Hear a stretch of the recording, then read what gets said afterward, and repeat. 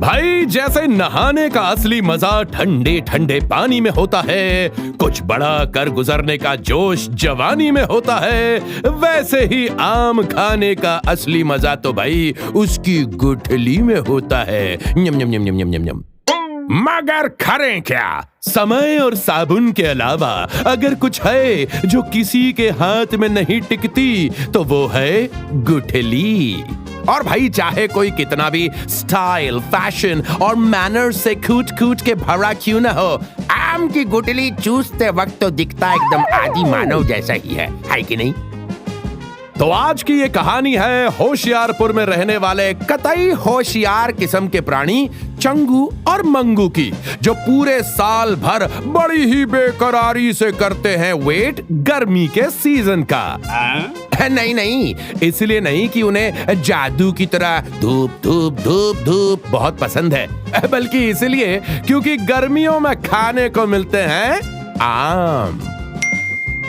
तो boarding school में पढ़ रहे चंगू और मंगू गर्मी की छुट्टियों में अपने होम टाउन वापस आकर हर साल की तरह जी भर के ताजे ताजे रसीले आम खाने का प्लान बनाते हैं, मगर खरीद कर नहीं, आम के बगीचे से चोरी करके।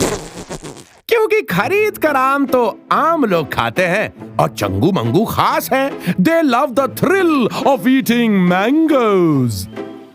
तो शाम ढलते ही चंगू मंगू पहुंच गए आम के बगीचे, जहां रहते थे डाकू मंगल सिंह जैसी बड़ी बड़ी मूंछों वाले, तवे से भी काले भोले भाले माली काका, जो हर साल उस बगीचे में आम उगाते, कुछ खुद खाते और बाकी का शहर जाकर बेच देते। और माली काका को चकमा देने का प्लान बना लिया था चंगू मंगू ने। चंगू बोला मंगू से, ओए मंगू, मैं जाकर ना पेड़ पर चढ़ूंगा, तू नीचे खड़े रहकर नजर रखना। जैसे ही माली काका आते दिखाई दे, तुरंत कोयल की आवाज निकालना, देख ऐसे कू कू। मैं भाग आऊंगा और आते आते तेरे लिए एक दो आम भी ले आऊंगा। मगर मंगू बोला, अरे पर मुझे तो कोयल की आवाज निकालनी आती नहीं भाई, ऐसा कर तू बाहर खड़े होकर पहरा दे, मैं चढ़ जाऊंगा पेड़ पे। आम के लालच में चंगू बोला, ऐसा करते हैं, दोनों ही चलते हैं साथ में, क्या बोलता है? हाँ ठीक है। अगर माली काका दूर से आते दिखे तो दोनों कूदकर भाग जाएंगे, और अगर काका ने पकड़ भी लिया तो कौन सा पुलिस अरेस्ट करके जेल में डाल देगी भाई, आम ही की तो चोरी की है, किसी कॉमन मैन पे गाड़ी थोड़ी ना चढ़ाई है। आम के साथ साथ दो चार डंडे खा लेंगे, बचपन में भी तो खाते ही थे। ये सोचकर दोनों हंसने लगे।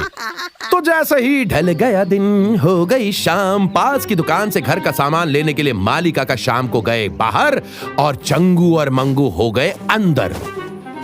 चारों तरफ लबालब आम से लदे पेड़ देखकर चंगू बोला, भाई इतने सारे आम देखकर लग रहा है हम दोनों मरकर स्वर्ग आ गए हैं। मंगू बोला, हाँ भाई, अब जल्दी जल्दी आम खाकर भाग जाते, माली काका आ गए तो सच में स्वर्गवासी बना देंगे। चंगू और मंगू लगे मजे से आम खाने, और खाने में इतने मसरूफ हो गए कि रात के अंधेरे में तवे से काले काका आते दिखाई ही नहीं दिए। जैसे ही काका अंदर आए, दोनों पीछे की दीवार से कूदकर भागने के लिए तैयार हो गए, मगर दीवार के उस पार कल्लू कुत्ता भौंक रहा था।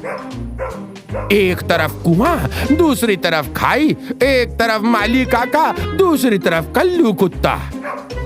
चंगू और मंगू की हलक में जान और आम की गुठली दोनों अटक गई। दोनों ने चुपचाप वहीं बैठे रहने का फैसला किया। पेड़ों के बीच छिपे चंगू मंगू काका को भी दिखाई नहीं दिए। माली काका ने सामान का थैला काकी को दिया। काकी बोली, अरे ये क्या, मैंने गेहूं के साथ आटा भी लाने को कहा था ना। काका बोले, अरे बस इतने ही पैसे बचे थे मेरे पास, कुछ दिन रुको, जब ये आम बिक जाएंगे सब अच्छा हो जाएगा। मगर काकी बोली, अरे बंदरों से बचेंगे तो बिकेंगे ना ये आम। पिछले बरस भी कोई खास मुनाफा नहीं हुआ था, सारे अच्छे आम तो वो बंदर तोड़कर खा जाते हैं, हमारे लिए बचता ही क्या है।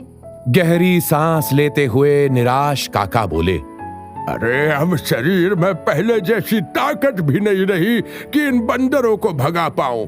अब नहीं भागा जाता छड़ी लेकर उन बंदरों के पीछे। पता नहीं क्या होगा इस साल।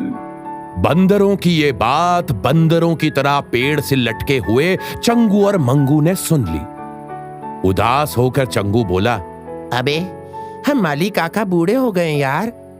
खुशी से मंगू बोला, हाँ भाई, अब वो हमारे पीछे भाग भी नहीं पाएंगे। हम जितने चाहे आम खा सकते हैं। चंगू बोला, अरे वो बात नहीं है भाई, हम तो आम खा लेंगे, मगर उन बंदरों की टोली से हमें काका के आम को बचाना होगा।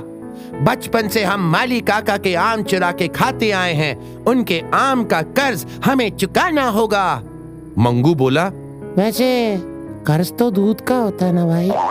चंगू बोला, अबे सिर्फ दूध का ही नहीं, आम का भी कर्ज होता है। होता है मेरी बात मान। आखिर हमने काका का नमक खाया है, मतलब कच्चे आम की केरी में नमक डालकर खाया है, लेकिन खाया है ना। और अब उन बंदरों को हम भगा के रहेंगे।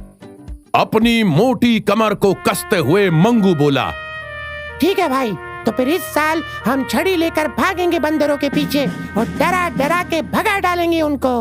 चंगू बोला, हम पुराने जमाने के माली काका नहीं हैं, साइंस के स्टूडेंट्स हैं। बंदरों को साइंस से भगाएंगे। क्या बात कर रहा है? उनको भी साइंस टीचर से पिटवाएगा? अबे चुप। और चंगू और मंगू ने मिलकर लगाई अपनी तरकीब। कुछ दिन बीत गए। हाथों में छड़ी लिए बगीचे के बीचों बीच खटिये में सारा दिन बूढ़े माली काका बैठे रहते, मगर बंदर आए ही नहीं। माली काका को लगा कि बजरंगबली के मंदिर में जो नारियल चढ़ाया था ये उसी का चमत्कार है। देखते ही देखते खत्म हो गई गर्मियों की छुट्टियां।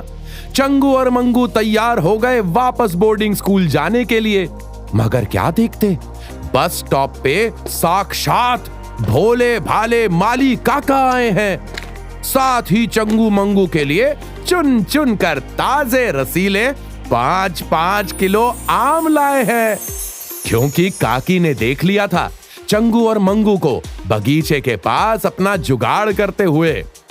दरअसल हुआ यूं कि चंगू ने कहीं पढ़ा था कि मंकीज को बड़ी ही स्ट्रॉन्ग स्मेल सेंसेशन होती है और सिट्रस यानी कि संतरे की स्मेल उन्हें बहुत इरिटेट करती है और वो उसके पास नहीं जाते। तो बस फिर क्या था, पास के ही जूस की दुकान में गए चंगू और मंगू और वहां से बोरा भर के संतरे के छिलके लाकर उन्होंने बगीचे के चारों ओर फैला दिया।